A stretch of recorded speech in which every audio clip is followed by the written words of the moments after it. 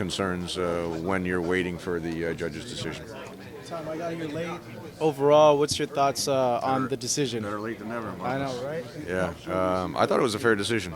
Like I was saying, he scored the knockdown in the first round, which put him ahead. Then he opened the cut in the second round. The commission ruled, well, the referee ruled it was a headbutt. The commission, after reviewing it, said it was from a punch. So he opened the cut from a punch and then kept hitting that cut over the rest of the rounds. He was landing the harder punches. Derevyanchenko landed power shots, but they didn't equal Triple G's power shots. So you could see that his eyes were really closing. I was in the back with both guys when they got checked by the doctors, and his eyes were really starting to close quickly.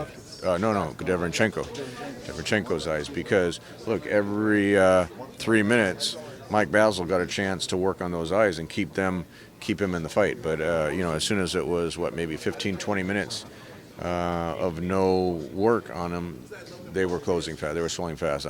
Both those eyes are going to be completely shut tomorrow. What did you make of what Keith Connolly and Lou said about the fight? Whenever there's a fight at this high of a level, it's a middleweight world championship fight at Madison Square Garden. There's a lot at stake.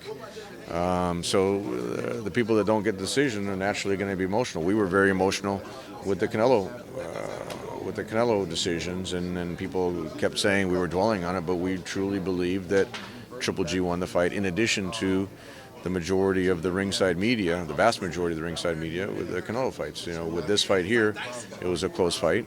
I think with the power shots that Triple G landed, the knockdown, the cut, I think that all added up. Plus, he closed the fight strong. He won the championship rounds, I think definitely 11 and 12, maybe going back to 10, 11 and 12. So when you win those championship rounds, plus you get the knockdown, really it takes 6-6 and plus the knockdown, and you got the decision. So it's not too hard a math.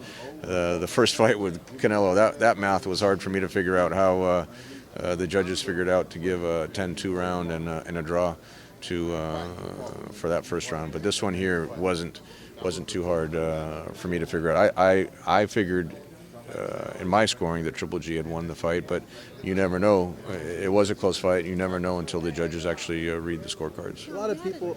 You had a chance to talk to Gennady after the fight, after the fans reacted how they did. What did Gennady say to you? What was his mentality post-fight?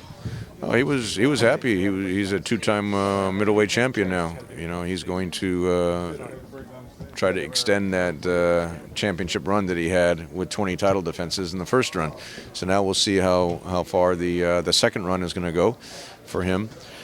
There's some great fights out there, great matchups. We were talking about potentially a Murata fight in Japan. That's a huge international event, fighting really a Japanese folk hero and a world champion. Well, Murata's a world champion, but also world champion, tabbed to be a Hall of Famer with Triple G, going over there to Japan. That's one fight, but there's a lot of other fights out there that are very interesting. Zaremeta was on the show. He's an undefeated fighter from Poland. That could be interesting. Andrade was there in the ring afterwards, trying to provoke Triple G. Eddie has Billy Joe Saunders. I mean, the list goes on. So we'll sit down to see what direction to go into. Now that he's a champion again, we have the directions of the sanctioning body. So we'll have to figure out first what they're looking at and what DAZN's looking at, and then what Gennady decides to do on his side. How much pressure are you and DAZN going to put on Canelo? Because you named all those fights, great fights, Tom, but we all know it. It's not the fights that we want to see. We want to see the third fight. Everybody wants to see a third fight. We thought the third fight was going to happen September 14th, but we did do 2 fights with the Canelo. It wasn't easy to do those fights. We had to make a lot of concessions on our side. Canelo's vacated a title before to not fight Triple G when he didn't feel the timing was right, and I don't think he felt the timing was right for whatever reason. September 14th, even though I think DAZN, that was really in their plans with that big contract that they gave him. if it's not in Canelo's plans, you can't force a guy to get in the ring with Triple G. We learned that a long time ago. Canelo's not the only one that didn't want to get in the ring with Triple G. There's many other champions that don't want to get in the ring with him.